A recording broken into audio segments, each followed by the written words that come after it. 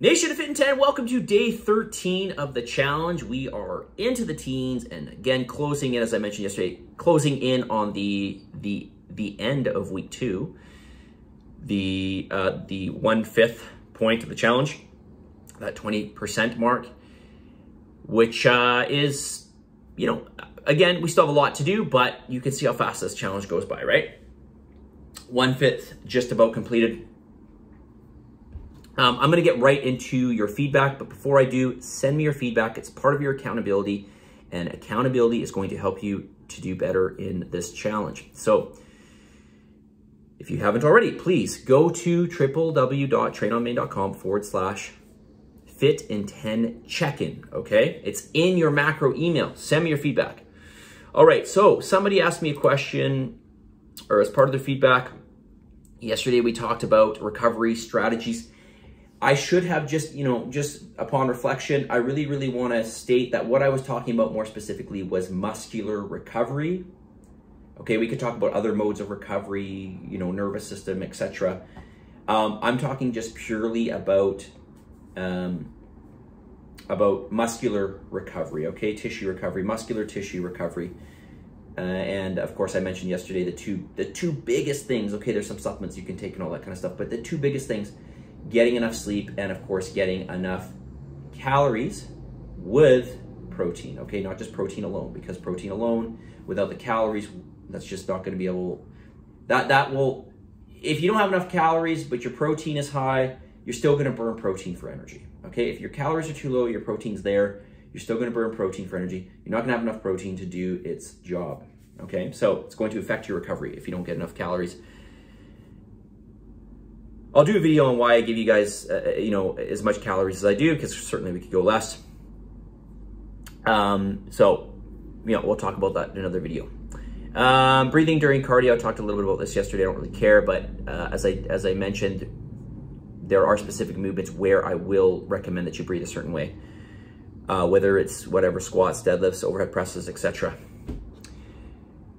So this person asks something that you want me to cover, fiber and fiber supplements. So I will probably do another video on this because it is quite a, well, I'll try to keep this video as simple as possible, and then maybe we'll dig into it a little bit deeper as we move along in this challenge. So as you know, you should know because I've told you at least a couple times. If you don't know, that's fine.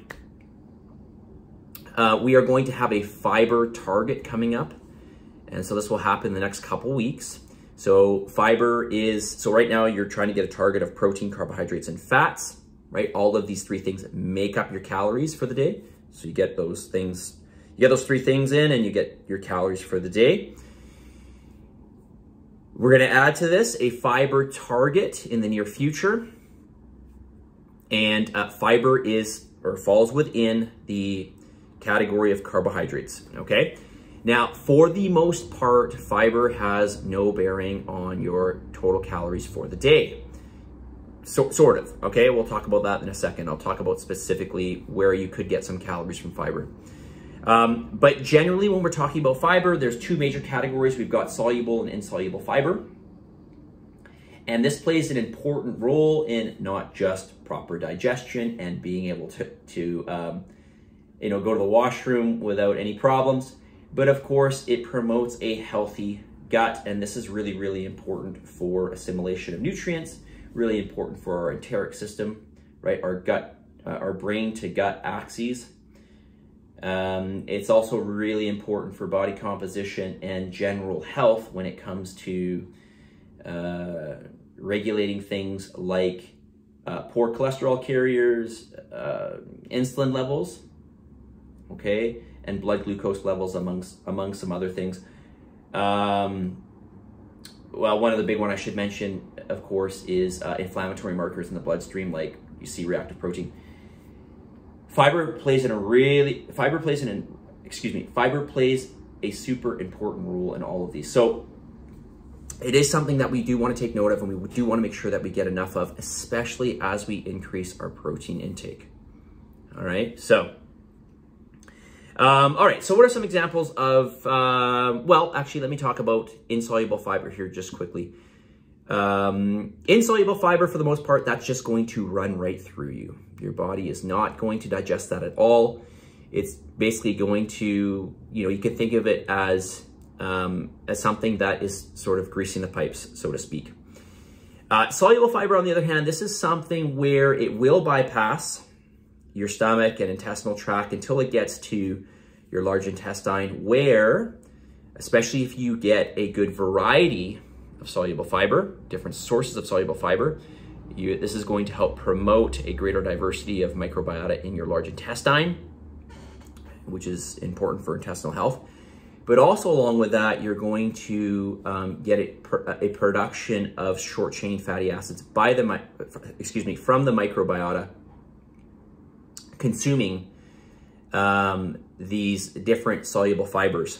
And these short-chain fatty acids are going to help promote a healthy large intestine, or a healthy intestinal tract as a whole. Okay, so we want to make sure that we get a lot of varieties of different soluble fibers, and as a result, we're going to get different short-chain fatty acids produced. Okay, and of course, this is where, with these short-chain fatty acids being produced, the body is going to take some of these up, and this is going to contribute to a lesser degree some level of calories into your body. Okay, some level of energy. Okay, so let's leave it there for today. But before I do, let's just go through some examples of insoluble fiber. So a couple examples here. We've got things like wheat bran, certain vegetables, certain fruits and vegetables, of course, and whole grains. A lot of these fruits and vegetables are going to have a combination of soluble and insoluble fiber. Okay, when it comes to soluble fiber, things like oat bran and barley and nuts and peas, certain lentils, of course, as I mentioned, fruits and vegetables, are going to be great sources of soluble fiber. All right, so again, this is something that we're going to track in the near future, and super, super important for not only just gut health, but also brain health, reduction of general inflammation in the body, or more specifically, certain inflammatory markers. It's going to help with, and this is one reason why I recommend that you have, or you try to have fiber along with fats with all your meals, and protein for that matter, is because these things are going to help. Okay, fiber in particular is going to help with the release, or the slowing of the release of sugar into your bloodstream. Okay, so if you had, let's say, a faster acting carbohydrate, like let's say, let's just use a simple example here. Let's say you had some honey, for instance, okay? So honey is a very fast acting sugar, not the fastest, but pretty fast. If all of a sudden you induced some, I don't know, you had, let's say, an apple, okay, and I don't know, some cruciferous vegetables, and then you had some nut butter with this, and some meats with some fat, all of a sudden that sugar, that honey, is not going to enter your bloodstream nearly to the same degree as it would if it were on its own, okay? And this is gonna have some bearing in terms of regulating your blood sugar levels, all right? And I'm not gonna go any deeper than that, but I will in a future video, okay?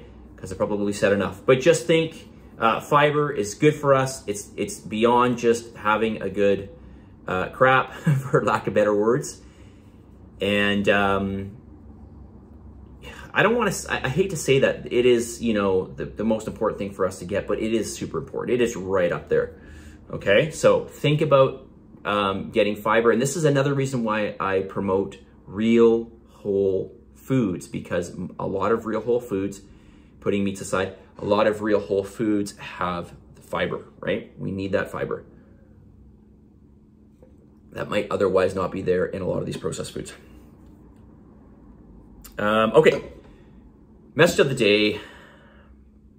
What is my message of the day? I didn't actually even look. So on this day 13, all right, so one of my favorite ones here. This is so true, and listen to this carefully. Every meal is a short-term investment in how you feel, a mid-term investment in how you look, and a long-term investment in your freedom from disease. Every meal is a short-term investment in how you feel, a midterm investment in how you look, and a long-term investment in your freedom from disease. Remember this.